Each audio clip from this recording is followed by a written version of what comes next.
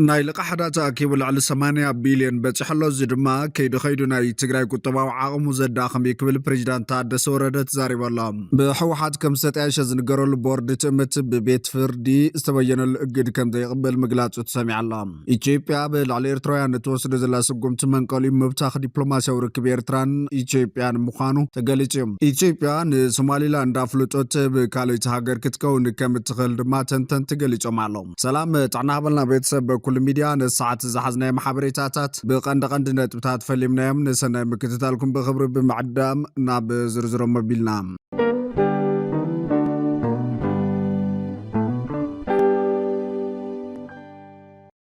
أتي نايلق حدا تأكيب على 8 بليون بتحلو زدما كيد خيدو ناي تجراي كتبا عقمي زدا خم يكبل بريزيدنت تادس ورده تزاريبهم قدم خوينا تستلقحنا بزح ساعات مسولدن قطعاتن كفول نبهل لنا زبلو دما نغادو شرندا سلاسيم غزاو ممحدار تجراي جنرال تادس ورده مس محبرسب نقد ختما شرندا سلاس زتيلام اتمدرخ زتا بزريا بانك لقحن ولدن حدش جبر اواج 1395 ازبار 17 قالو تزامرتي غدايات تخرز جبرن تخون بسنك ورار تنتت محبرسب نقد تجراي نبرو تعانين توريرنيو دحر بريتوريا ون تخونم نقطبا تجراي زداخ من محبرسب نقد تجراي زهاسن سراحتي بمنكس فيدرال يسرحلو كبل مرارتهم قاليصام تي بمنكس فيدرال زوت اواج جبري 1395 زبار 17 تجارو زي تساتفولن كونيل محبرسب نقدنا نمدخا من سراح زلو فتحاوي اي كبل دما تزاريبا مالهم كابز بزلله تنتت ابل على استفصمول نغادا محبرسب تجراي على تصقم كالي تصقم وساخن كونيل كان مدغامن زغبر زلو كيدي سلازخونه دغيمكا كحسبولن لعل تخرت وهايبلو كسرحالو نصوعلام بحفشا بكندي كحسانا هفتنا نبرتنا ناب چرتا قرب ترغاغام ببانكتات دبدابتات يصحفلنالو كابزي بتوساخي لعقمنا غبر كنكفل يغبر سلازلو بوچ زملكتكم اكلات دو كتبلون فتح كتنا ديلون يغبا كل محبرسم دغدي كتما شرندا سلاس حتيتمالوم اب غداي لقحن ولدن بانكتات اواج غبر 13 مشان 17 كالوت زامبرت غداياتن تميتو ابستقايده ميت بزعبا جبر نغاد حويس كالوت ملسي زيرخب صقمات بسلمون بوليتيكاو لزبات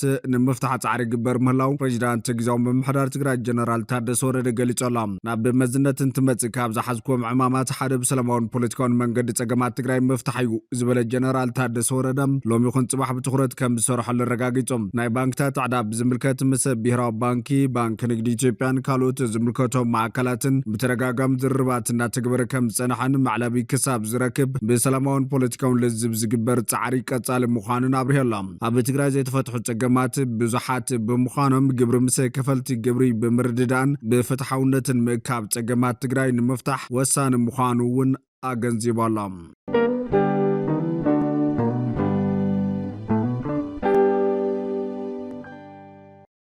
بحوحات كم ستعيش زنقروا البورد تمت ببيت فرد استبينوا الأجد كم زي قبل مقلاتو تسمعهم نزي زفلت آخيبا قزاو فتاة مسرحة تمت مسم مناجرات كوبانات تمت باستسالة الوقتهم مخلي بيت فردي كتما مغلا سبر تغلال بيت فردي فيدرال قداي تمت ملكي تنزوسنا وسانا 14 شوعات تحساس أبزو على مقابعات نعويم سبر بيت فرد فيدرال اتوم حزب شما مرارح بورد نتمت زمرح زلو الكسبات حقاويان سلازيكونو كقدلوهم بكبل 4 تحساس حقاو بين كم ذهبن تبين تغباراوي كغبر 14 تحساس ناب بيت فرد مغلب دبداب كم صحافن الذكاريم بمسرز زي دما ماخلا بيت فرد كتما مغلب على تنعوز نبرن دحار بالعلوي بيت فرد تግራይ تسعيرو صنحن اجد تحدش مرار حبورد تمت بتبغاتات تنبار بورد بزغرب حتو يغبان مسرت سبر بيت فرد فيدرال نوسان العلوي بيت فرد تግራይ بمسعر اتي بماخلا بيت فرد مغلب تبينو زنبر اجد حد شمرار حبورد تمت كتصنعن تغباراو كخون نيلو نزحلفو وسان بيت فرد مغله تقبلو بعربيه صدقويم انتخونه تحدش غزاو فصام سراح ماخل انفستمنت متغير بحوحات كمستمدب زنقرلو ايتطلاون تارق نكوبانياتات متاكيبو بيت فردي زوسنو وسان غد مرار حبورد تمت ينقبلن كمزبولم تسمعلام ايتطلاون قدام 19 تحساس 2018 عام تمرت نماناجرات كوبانياتات متاكيبو بيت فردي زوسنو ينقبلن تمت ነረክብን ከም ዝበሎ ምን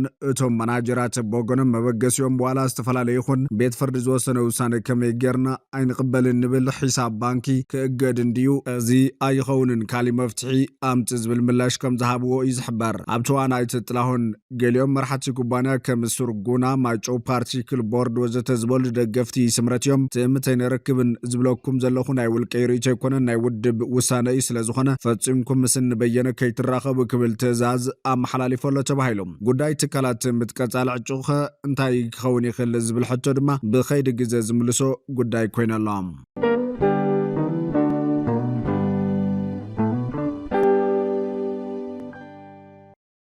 ኢትዮጵያ ብላዕሊ ኤርትራውያን እትወስዶ ዘላ ስጉምቲ መንቀሊሙ ብታኽ ዲፕሎማስያዊ ርክብ ኤርትራን ኢትዮጵያን ምዃንን ፖለቲካዊ ውሳነ ዘስዓቦ ምዃንን ይዝሕበር ዘሎ ካብ ኣዲስ ኣበባ ተበጊሶም ብኣንፈት ደቡብ ኢትዮጵያ ቢሎም ናብ ጎረቤት ሃገር ኬንያ ክሰግሩ ዝፈተኑ 103 ኤርትራውያን ስደተኛታትን ምስኦም ዝነበሩ 5 ተሰጋገርቲ ደቂ ሰባትን ኣብ ትሕቲ ቀይዲ ከም ዝኣተው ኮሚሽን ፖሊስ ዞባ ደቡብ ኢትዮጵያ ኣፍሊጥዮም እቶም 103 ዝቁፅሮም ኤርትራውያን ስደተኛታት ሒዞምዎም ዝተበገሱ 5 ተሰጋገርቲ ነጋዶ ብቀዳም ምሸት ሰዓት 3 ኣብ ወረዳ ሃመር ዞባ ደቡብ ኦሞ ኣብ ዝርከብ ኤርቦሬ ተባሂሉ ኣብ ዝፍለጥ ቦታ ብታሕቲ ቀይዲ ከም ዘእተውዎም ኮሚሽን ፖሊስ ዞባ ደቡብ ኢትዮጵያ ዝገለጸ ኮይኑ እቶም ዘይሕጋውያን ኤርትራውያን ስደተኛታትን 5 ነጋዶን ብናይ ጽዕነት መኪና ደቡብ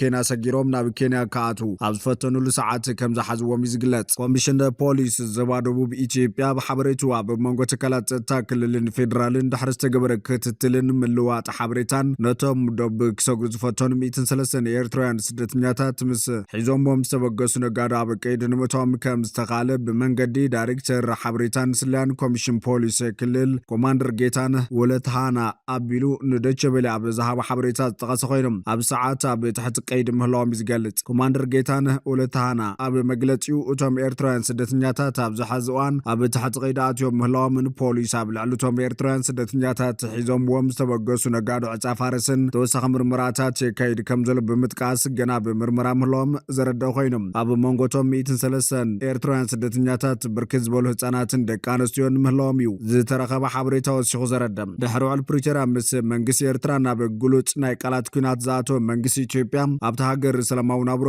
ክመርሑ ኣብ ልዕሊ ፀንሖ ኤርትራውያን ስደተኛታት ምክንያታዊ ዘይኮነ በደላትን ከቢድ ኣደረዓና ብምውራድ ምህላው ዝግለጽ ኮይኖም ምንባር ሲኖም ካብቲ ሃገር ንምውፃእ ብልዕሊ ዝፈተኑ ኤርትራውያን ስደተኛታት እውን ናይ ማእሰርትን ገንዘብ ምዝራፍን በደላት ይፍጽም ምህላው ሓበሬታታት የመላኽቱም እዚ ሓዛብ ልዕሊ 103 ኤርትራውያን ዝተወሰደ ስጉምቲ እውን መቐፀልታ ናይቲ ንዝሓለፈ 3 ዓመታት ክቐፅል ዝጸንሐ ሞራል ዝጎደሎ ተሓዛ ኤርትራውያን ምዃኑን ምስቲ ወጥሪ ኣብ ጉዳይ ኤርትራ ዝተኣሳስር ምዃኑን እዮም ሓበሬታታት ዘመላኽቱም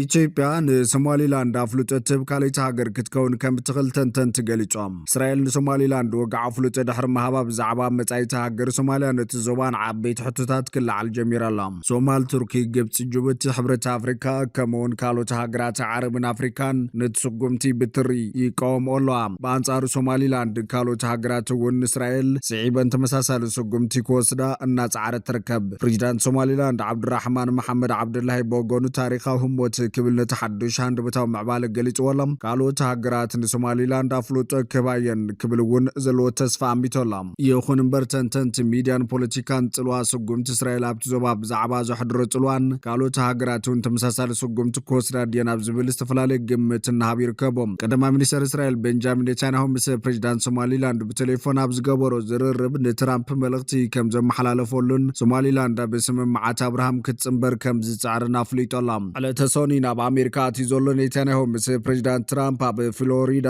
ብምርኻብ ክዘራረብ እዩ ኔታንያሁ ኣብቲ 2025 ጥራይ ንሓምሻይ ግዜኡ ናብ ኣሜሪካ ዝገሽ ዘሎ ክልቲኦም መራሕቲ ኣብ ዝተፈላለዩ ጉዳያት ክዘራረቡ ትጽቢት ይግበር ትራምፕ መሻርክቱ ኔታንያሁ ንሶማሊላንድ ኣፍሉጦ ምሃቡ ስዒቡ ተመሳሳሊ ስጉምቲ ዝወስድ እንተኮይኑ ምስተሓተተ ነቲ ኩነታት ነጽንዖ ኣለና ዝብል ምላሽ ሂቡ ገለ ጸብጻባት ከም ዝሕብርዎ ብርክት ዝበሉ ሃገራት ኣፍሪካ ምዕራብን ዓረብን ንሶማሊላንድ ኣፍሉጦ ክባ ይኽላየን ዓባይ ብሪጣንያ ሕቡራት ኢሚራት ዓረብ ኢትዮጵያን ደቡብ ሱዳንን ካብዘን ሃገራት ከም ዝኾና ይግመት። አብይ አሕመድ ምስ መራሒ ሶማሊላንድ ነበር ዝፈረመ ስምምዕ ምስ መቃዲሾ ናብ ወጥሪ ብምእታው ብመንጎኝነት ቱርኪ ዝምድናታቶም ናብ ንቡር ከም ዝተመለሰ ይዝከር እዩ። ኢትዮጵያ ምስ ሶማሊላንድ ንነዊሕ እዋን ዝጸንሐ ንግዳውን ጸጥታውን ርክብ ኣለዋ። ዋላ እኳ ንሶማሊላንድ ኣፍልጦ እንተዘይሃበት ክልቲአን ወገናት ኣብ ሃርጌሳን ኣዲስ ኣበባን ቆንስላ ቤት ጽሕፈት ኣለወን እዮም። ኣብ መጀመርታ 2024 ብፕሬዚዳንት ሶማሊላንድ ነበር ሙሴ ቢሂን ቀዳማይ ሚኒስትር ኢትዮጵያ አብይ አሕመድን ዝተኸተመ ስምምዕ ንሶማልያ ቆጢዑ ምንባር ይዝከር። እቲ ስምምዕ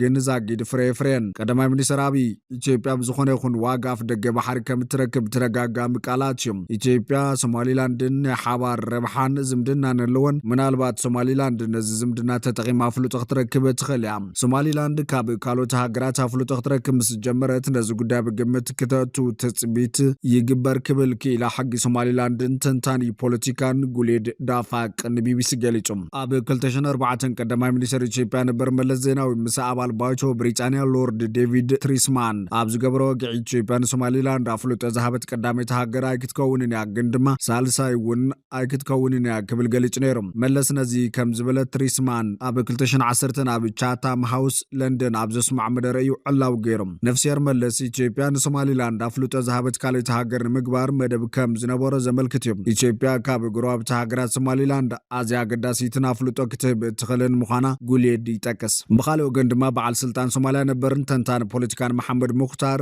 እቲ ኩነታት ንሶማልያ ሓደገኛ እዩ ይብል። ኢትዮጵያ ይኹን ካልእ ሃገር ኣፍልጦ ምሃብ ንሶማልያ ዓብይ ስጋት ክብል ዝገልጽ። እስራኤል ንሶማሊላንድ ከም ላዕላዊትን ነጻን ሃገር ኣፍልጦ ምሃባ ስዒብ ኢትዮጵያ ክሳዕ ሕዚ ኣብዚ ጉዳይ ዝኾነ መግለፂ ዘይምሃባ ኣቓልቦ ስሒቡ ኣላ። ጅቡትን ኤርትራን ውሳነ እስራኤል ክቃወማ እንከለዋ ነቲ ዞባን ንሶማልያን ወሰንቲ ሓይልታት ዝኾና ኢትዮጵያን ኬንያን ድማ ነቲ ኩነታት ብስቕታ ዝዕዘቦ ዘሎ ኣይመስላም። ንሶማሊላንድ ኣፍልጦ ምሃብ ኣብቲ ዞባ እንታይ ከስዕብ ይኽእል ዝብል ሕቶ ዝምልሱ ዘለው ተንታኒ ፖለቲካ ጉሌድ መጻኢ ቀርኒ ኣፍሪካን ምብራቕ ኣፍሪካን ኣብ ኣፍልጦ ሶማሊላንድ ክምርኮስ ከም ዝኽእል ይዛረብ። ንሶማሊላንድ ኣፍልጦ እንተተዋሂቡ ኣብቲ ዞባ ሓዳሽ ተዋሳኢት ፖለቲካ ናብቲ መድረኽ ትጽንበረላ ማለት እዩ ድማ ይብል። እቲ ኣፍልጦ ንሶማሊላንድ ክብ ዘብል እዩ። ንነዊሕ ዓመታት ተረሲዑ ዝጸንሐ ድምፂ ሶማሊላንድ ኣብ ግምት ክኣቱ ክጅምር እዩ። መሐመድ ሙክታር በወገኑ ኣብ መንጎ መንግስታት ዝካየድ ንሕንሕን ንጥፈታት ካልኦት ፖለቲካዊ ሓይልታት እቲ ዞባን ልዕሊ ጽልዋ ከም ዘስዕብ ይዛረብ። እቲ ዞባ ንሕንሕ እናበዝሖ ይኸይድ ኣሎ። ንዓለም ለኻዊ ንግዲ ኣዝዩ ኣገዳሲ ቦታ እዩ። ሶማልያ ተፈላለየ ሓድነት ይሃለዋ ኣብቲ ዞባ ልዕሊ ጽልዋ ክህልዋ ይኽእል ክብል እዩ ኣመላኺቶም።